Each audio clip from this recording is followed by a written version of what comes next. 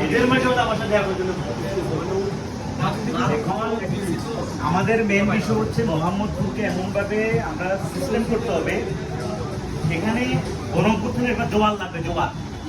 আমরা আগস্টের পরে, আগস্ট থেকে হচ্ছে অক্টোবরের মধ্যে যে জোয়ার এখানে ক্রিয়েট করছি ওই জোয়ারটা আমরা আবার চাই। মোহাম্মদপুর হচ্ছে গণঅভ্যুত্থানের সবচেয়ে বড় জায়গা, প্রাণ এখানে ছিল। এই প্রাণকে কোনোভাবে যাওয়ার জন্য দেওয়া যাবে না। আমাদের এখানে একটা মিটিং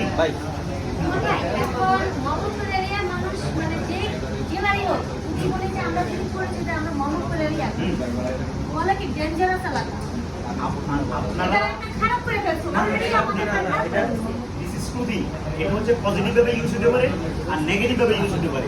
কারণ Mohammadpur is the best area in Bangladesh.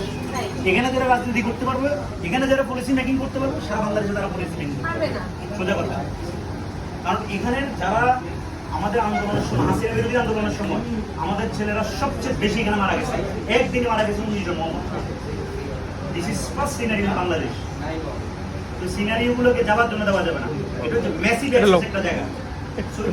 জায়গাতে আপনাদের পলিটিক্স খুব চমৎকার একটা জিনিস, বাট এটাকে নিজের মধ্যে আবদ্ধ করতে হবে, নিতে হবে, মানুষের সাথে কোঅপারেশনের জায়গাটা বিল্ড আপ করতে হবে।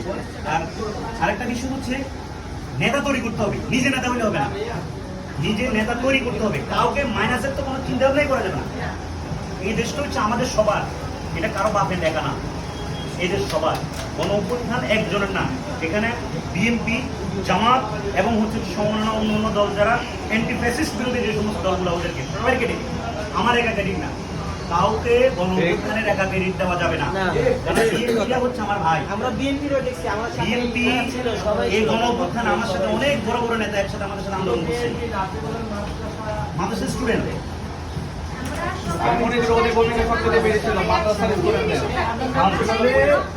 সত্যিকার অর্থে যাদের মধ্যে মনুষ্যত্ব আছে তারা যখন তাদের ভাইদেরকে, তাদের সন্তানদেরকে চোখের সামনে মারতেছে, তারা ছাত্রলীগের অনেকে পদ থেকে আমাদের জয়েন দিচ্ছে না। তো এটা করছে যেমন আপনি মহাত্মার কথাটা যেমন বলতেছিলেন, যেমন ঢাকার বাইরে চিটাগং রাফিমনে বুক পাইতেছে, পুলিশে ধাক্কা ধাক্কি করছে, যেটা মহাত্মা ধাক্কা ধাক্কি করতো ইনস্টে শুট করে মারে এরকম সাহস কিন্তু পায় নাই। আমরা দূর থেকে গোলাগুলি করছি, বিজ্ঞানে কি করছি, দূর থেকে করে আমাদের ইনস্টে শুট করে মারছি। চোখের সামনে 2-3 জন মারা গেছে, আপনার ফার্মেসি থেকে স্ট্রাইক করে সব জায়গায় মারা গেছে।